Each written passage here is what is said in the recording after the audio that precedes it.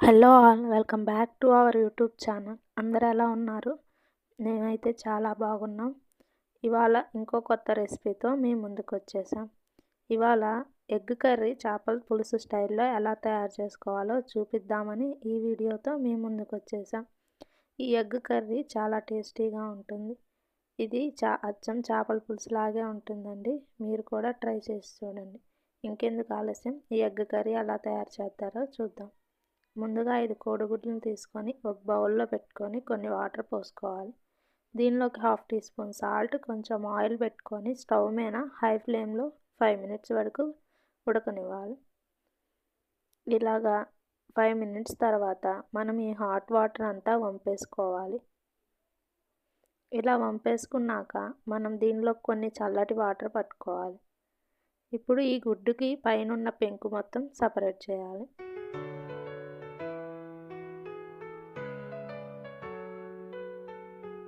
ఇలా మనం తీసుకున్న కోడిగుడ్డులన్నిటినీ పెంకు సపరేట్ చేసి ఒక ప్లేట్లో పెట్టుకోవాలి. ఇప్పుడు మనం తీసుకున్న 7 మీడియం సైజు ఉల్లిపాయలు, 4 పచ్చిమిర్చిని కట్ చేసుకోవాలి.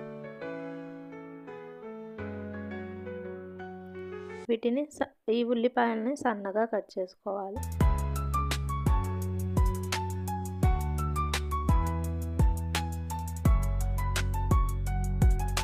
చూస్తున్నారు కదా, ఈ విధంగా ఈ ఉల్లిపాయలని సన్నగా కట్ చేసుకోవాలి. ఇప్పుడు మనం తీసుకున్న 4 పచ్చిమిర్చిని సన్నగా పొడుగుగా కట్ చేసుకోవాలి. ఇలా పచ్చిమిర్చిని సన్నగా కట్ చేసుకోవాలి. ఇప్పుడు మనకి ఎగ్ కర్రీ కావాల్సిన ఇంగ్రీడియంట్స్ చూద్దాం.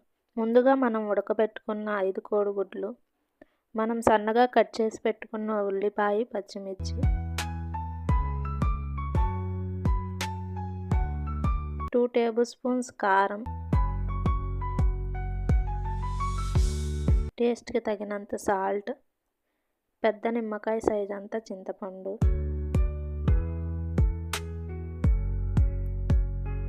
కొంచెం కొబ్బరి,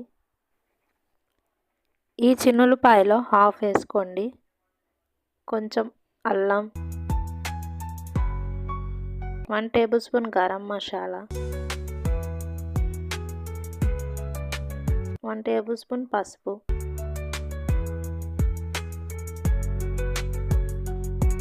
ఇవేనండి మనకి ఎగ్ కర్రీ కావాల్సిన ఇంగ్రీడియంట్స్.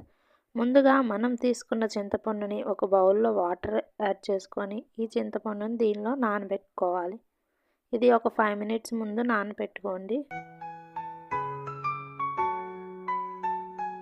ముందుగా స్టవ్ ఆన్ చేసుకొని ప్యాన్ పెట్టుకొని దీనిలో కొంచెం యాడ్ చేసుకొని మనం ఉడకబెట్టుకున్న కోడిగుడ్లని దీనిలోకి యాడ్ చేసుకోవాలి.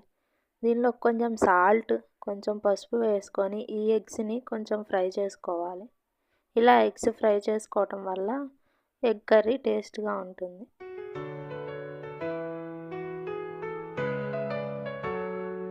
చూస్తున్నారు కదండి, ఇలా ఎగ్స్ కొంచెం కలర్ చేంజ్ అయ్యేలాగా ఫ్రై చేసుకోవాలి. ఇప్పుడు స్టవ్ ఆన్ చేసుకొని ప్యాన్ పెట్టుకొని దీనిలోకి 1 కప్ ఆయిల్ యాడ్ చేసుకోండి. ఈ ఆయిల్ బాగా హీట్ అయ్యాక మనం తీసుకున్న అల్లం, వెల్లుల్లి, కొబ్బరిని పేస్ట్ పట్టుకొని యాడ్ చేసుకోండి. ఈ పేస్ట్లోంచి పచ్చి స్మెల్ పోయేంత వరకు ఈ అల్లం, వెల్లుల్లి, కొబ్బరి పేస్ట్ని ఫ్రై చేసుకోవాలి.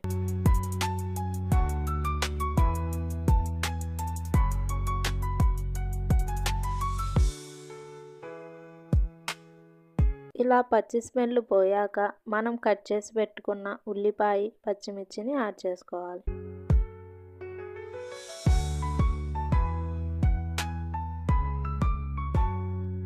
ఇలా యాడ్ చేసిన ఉల్లిపాయని, పచ్చిమిర్చిని ఒక 5 మినిట్స్ వరకు ఫ్రై చేసుకోవాలి.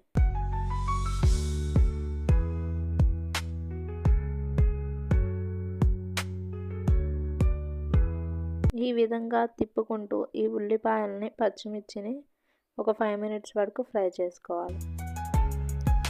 ఇలా ఫ్రై అవుతున్న ఉల్లిపాయ, పచ్చిమిర్చిలోకి మనం తీసుకున్న 1 టేబుల్ స్పూన్ పసుపు యాడ్ చేయండి.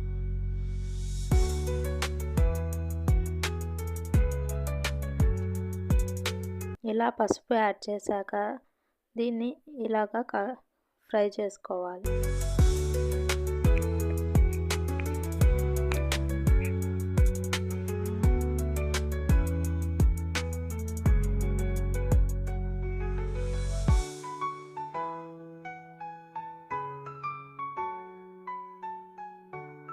ఫ్రై అవుతున్నప్పుడు కొంచెం సాల్ట్ యాడ్ చేసుకోండి.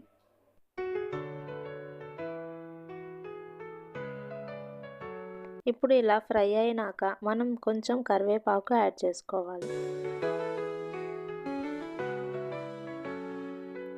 దీనిలోకి మనం తీసుకున్న 2 టేబుల్ స్పూన్స్ ఆఫ్ కారం యాడ్ చేసుకోవాలి.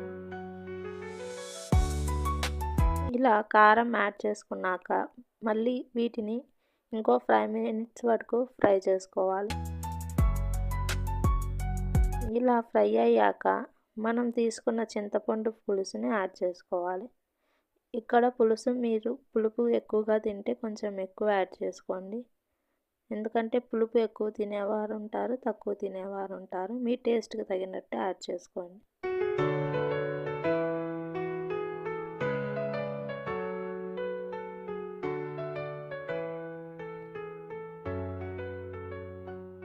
ఇలా చింతపండు పులుసుని యాడ్ చేశాక ఈ పులుసు బాగా చిక్కపడేదాకా ఉడికించుకోవాలి.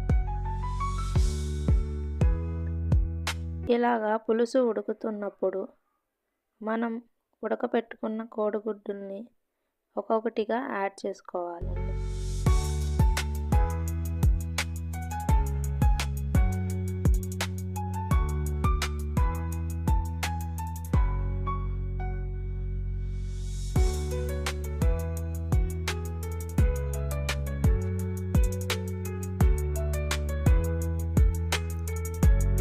ఇలా కోడిగుడ్లు యాడ్ చేశాక దీన్ని ఒకసారి కలుపుకొని ఈ పులుసు చిక్కపడేదాకా ఉడికించుకోవాలి.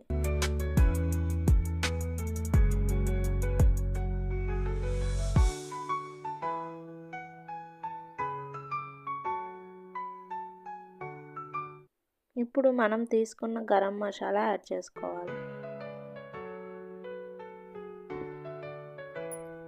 ఇలా గరం మసాలా యాడ్ చేసుకొని ఒక 2 మినిట్స్ వరకు ఉడికించుకోవాలి. చూస్తున్నారు కదండి, పులుసు చిక్కబడింది. ఇప్పుడు దీనిలోకి మనం కట్ చేసి పెట్టుకున్న కొత్తిమీర యాడ్ చేసుకోవాలి.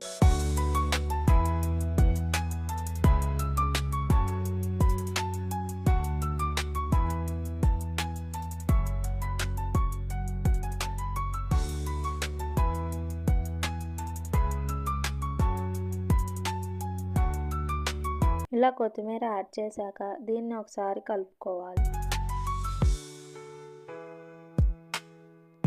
దీన్ని ఒక 1 మినిట్ వరకు అలా ఉంచి స్టవ్ ఆఫ్ చేసుకోండి.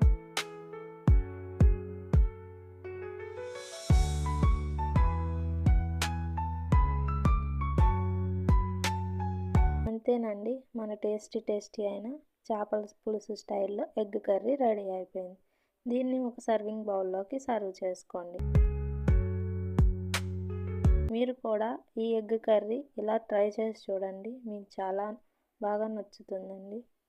నిజంగా ఇది చాలా టేస్టీగా ఉంటుంది. మీరు కూడా ఈ స్టైల్లో ఎగ్ కర్రీ చేసుకోండి, మీకు కంపల్సరీ నచ్చుతుంది. ఇది అంత టేస్టీగా ఉంటుంది.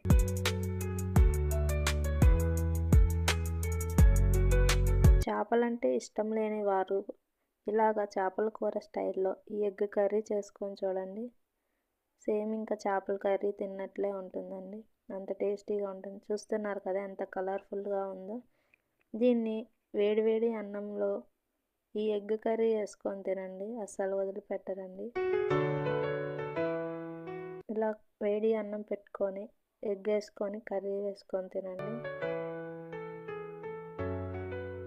చాలా బాగుంటుంది. మీరు కూడా ఈ వీడియో చూసి ఎగ్ కర్రీని ట్రై చేయండి. మీకు ఎలా వచ్చిందో నాకు కామెంట్ సెక్షన్లో కామెంట్ చేయండి. మీకు కనుక ఈ వీడియో నచ్చినట్టయితే నా ఛానల్ని సబ్స్క్రైబ్ చేసుకొని లైక్ చేసి షేర్ చేయండి. ఇంకా మరెన్నో వీడియోస్తో మీ ముందుకు వస్తాను. Thanks for watching my videos and please encourage me for more videos. Thank you friends. Bye.